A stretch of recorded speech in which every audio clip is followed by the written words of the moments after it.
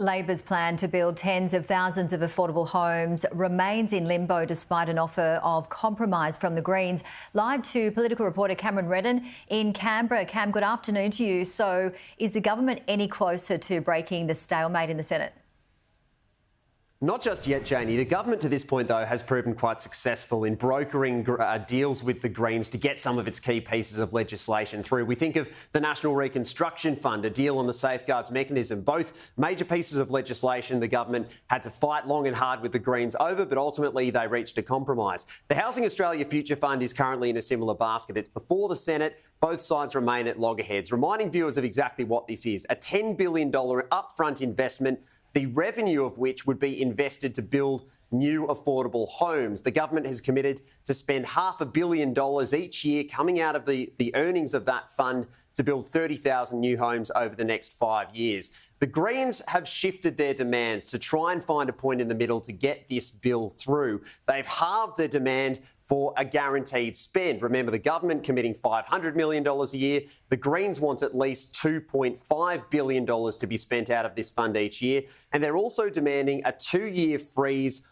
on rents to reduce the burden on Australia's several million renters. That's something the government has ruled out categorically. The Prime Minister will not acquiesce on a rent freeze. But what we've heard today from the Greens spokesperson on housing, Max Chandler-Mather, is that the Greens are not considering a rent freeze a red line either. There is still more room to move, floating the idea of a cap on the amount at which a rent could be increased. They're not wedded to this idea of a freeze, but are still demanding more concrete action from the government to assist Australians' many million renters.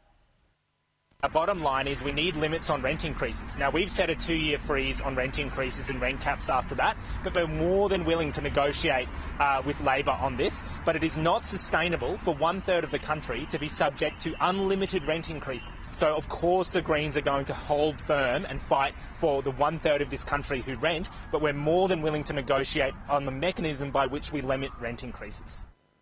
And Cam, to another topic, we've seen support for the Voice to Parliament narrow in recent weeks, and now one of the most influential backers of the Voice has weighed in on what a close outcome of the referendum might mean.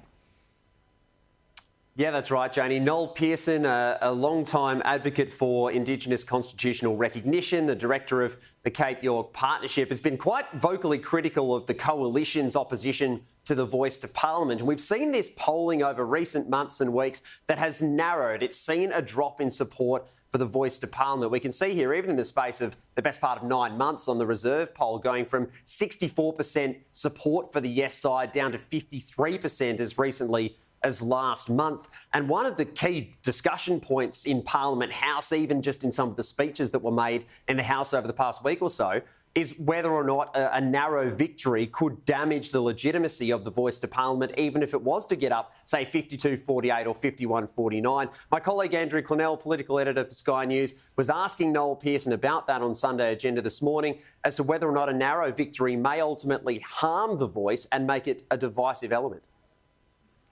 We need a majority of voters, that is a majority of Australians, in a majority of the states. So the bar for changing it is actually harder than a federal election. Out of the 6 states, you need 4 of them to say yes. So that's a very high hurdle. And if we get that hurdle, it will be legitimate. That legislation for the Voice to Parliament passed the House here in Canberra last week. In a week's time, it will go before the Senate. We'll hear senators on both sides debate the pros and cons of the Voice. And once that passes, it's full steam ahead to the referendum by the end of this year. Janie. Cameron Redden, thank you very much for updating us.